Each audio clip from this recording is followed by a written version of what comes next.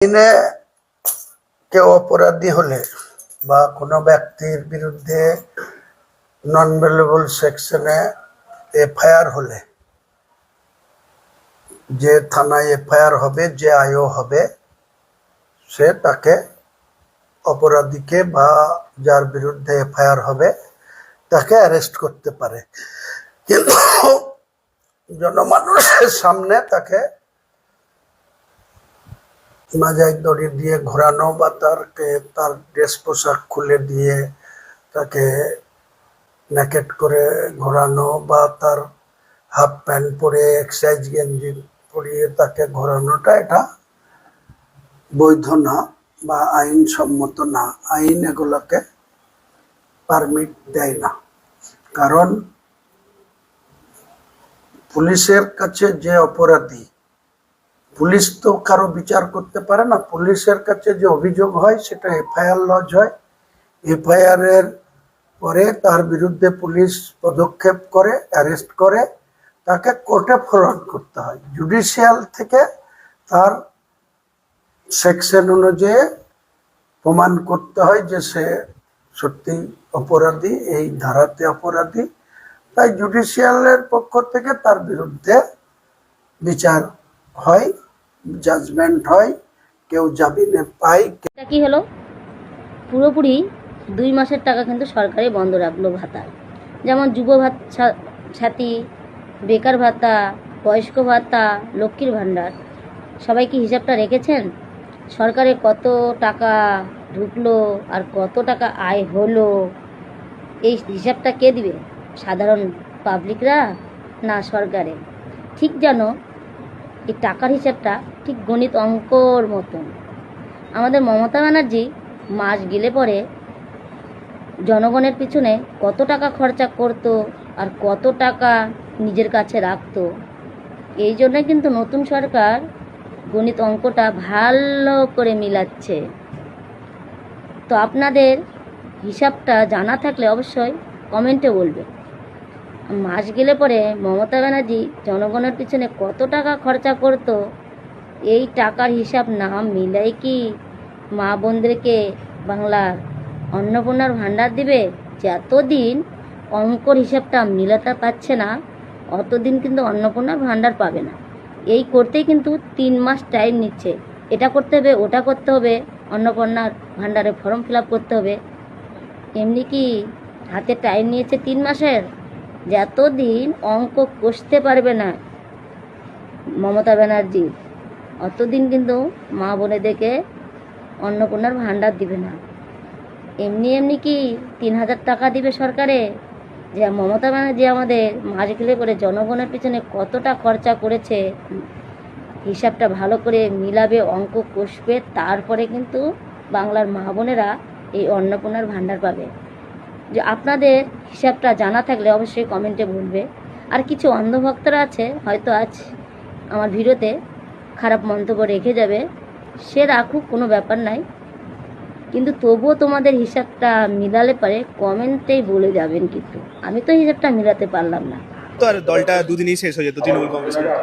দ্বিতীয় কথা যেটা তুমি বললে যে অন্নপূর্ণা ভাণ্ডারে যে নতুন 12 পাতার যে ফর্ম তৈরি করা হয়েছে, সেটা নিয়ে অনেক মহিলারা তারা অস্বস্তিতে পড়েছেন, এটা সত্যি।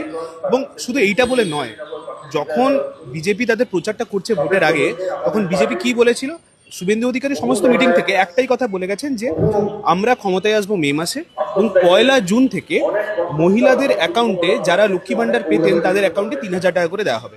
প্রত্যেকটা সভা, প্রত্যেকটা মিটিং থেকে বারবার একই কথা বলে গেছেন এবং এইটা স্পষ্ট রেখেছিলেন। কারণ অনেক মহিলাদের মধ্যে এইটা একটা তাদের মধ্যে চিন্তা ভাবনা ছিল যে যারা লক্ষ্মী ভাণ্ডার পাচ্ছিলেন তারা কি সবাই পাবেন। এই বিতর্কটাকেও একদম মাটিতে মিশিয়ে দিয়েছিলেন, বলেছিলেন যারা পেতেন, যেভাবে পেতেন সেরকম পাবেন, আরো ভালো করে পাবেন। এই বক্তব্যটা রেখেছিলেন শুভেন্দু অধিকারী। সাথে এটা বলেছিলেন আমরা 3000 দেবো, কমসে কম 3000 দেবো, তার থেকে 1 টাকা কম হবে না। হঠাৎ করে আমরা কি দেখলাম, ক্ষমতায় আসার পরে 19 তারিখ একটা নোটিফিকেশন বের করলো পশ্চিমবঙ্গ সরকার।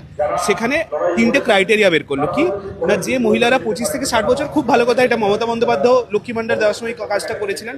তারপরে একটা বের করলো যে মহিলারা সরকারি চাকরি করেন তারা পাবেন না। খুব ভালো পদক্ষেপ, কেনই বা পাবেন? একজন মহিলা যদি নিজে স্বাবলম্বী হয়ে যান, তার তো লক্ষ্মী ভাণ্ডার পাওয়ার বা অন্নপূর্ণা ভাণ্ডার পাওয়ার কোনো মানেই হয় না। তৃতীয় যে মহিলারা তারা ট্যাক্স পে করে তারাও পাবেন না। খুব ভালো কথা। তারপরের যে নোটিফিকেশনের যে তার পরের লাইনটা ছিল, খুব ভালো করে যদি তোমরা দেখো, ওখানে লেখা ছিল 1 জুন থেকে এই টাকাটা 3,000 টাকাটা মহিলাদের ব্যাংকে যাবে। এটা ছিল 19 মের গভর্নমেন্টের নোটিফিকেশন। তারপরে তার 7 দিন পরে গভর্নমেন্ট বলছে একটা নতুন ফর্ম আমরা বের করছি। হঠাৎ করে মনে হলো যারা লক্ষ্মী ভান্ডার পাচ্ছিল তাদের মধ্যে নাকি অনেক দুর্নীতি হয়েছে, তাই আমরা নতুন করে একটা ফর্ম তৈরি করছি। খুব ভালো কথা, যদি আপনার মনে হয় স্বচ্ছভাবে করবেন, ফর্ম তৈরি করুন, করতেই পারেন। কিন্তু আমাদের অগ্নিমিত্রা পল উনি কি বললেন যে খুব একটা সহজ একটা ফর্ম তৈরি করা হবে, মহিলাদের ক্ষেত্রে খুব ইজি হবে ফর্মটা ফিল আপ করা। এবং কিভাবে ফর্মটা তৈরি হলো আপনারা দেখলেন। মানে এটা যদি ইজি ফর্ম হয়, আমি কঠিন ফর্ম কি হবে আমি জানি না, কোনটাকে কঠিন ফর্ম বলে। একটা ফর্মে 12 পাতার ফর্ম রাতারাতি দেখলাম পরের দিন সকালে উঠে 13 পাতার ফর্ম হয়ে যাচ্ছে, এবং তাতে যাবতীয় যা যা জিজ্ঞেস করা যায় এবং যা যা জিজ্ঞেস করা যায় না তাও করে ফেলেছে। যে মহিলাটা টাকা নেবে সেই মহিলাবাদে দুনিয়ার সমস্ত বিষয় নিয়ে আলোচনা করা হচ্ছে। সেখানে ওনার ফ্যামিলির হেড কি করেন, পরিবারের বাচ্চারা তাদের ব্যাংকের অ্যাকাউন্ট দিতে হবে, তারা কোন স্কুলে পড়ে সেটা দেখাতে হবে, তোমার ঘরে 3টে পাকা রুম আছে কিনা দেখাতে হবে, তোমার কাছে গাড়ি আছে কিনা দেখাতে হবে, 4 চাকা বা 2 চাকা আছে কিনা দেখাতে হবে, যদি থাকে তার রেজিস্ট্রেশন ফর্ম, গাড়ির রেজিস্ট্রেশন ফর্মটা দিতে হবে, তোমার পরিবারের কতজনের সবার মিলিয়ে কতটা জমি আছে সেটা দেখাতে হবে, যদি জমি থেকে থাকে তার মিউটেশন কপি, তার দলিল দেখাতে হবে, তোমার সন্তান টিকা নিয়েছে কিনা তার প্রমাণ দিতে হবে, মানে টিকার সার্টিফিকেট দিতে হবে, ইত্যাদি ইত্যাদি ইত্যাদি। মানে এইটা যদি সহজ ফর্ম হয়ে থাকে, আমি জানি না কঠিন কোনটা হবে। আর তো মানে বাকি ছিল, আর যদি 2-3টা পাতা উনি অ্যাড করে দিতেন তাহলে ওই মহিলার বিয়েতে কি রান্না হয়েছিল, তারপরে ইউএসজি রিপোর্ট চেয়ে ফেলতে পারতেন কোনো মহিলার। আমি জিজ্ঞেস মানে অনেকে বলছে নাকি ওই Facebook account, Instagram account, YouTube account বাকি সব কিছু লিঙ্ক করে দিতে বলতে পারতেন। মানে আর ওইটুকুই বাকি ছিল মনে করার মধ্যে।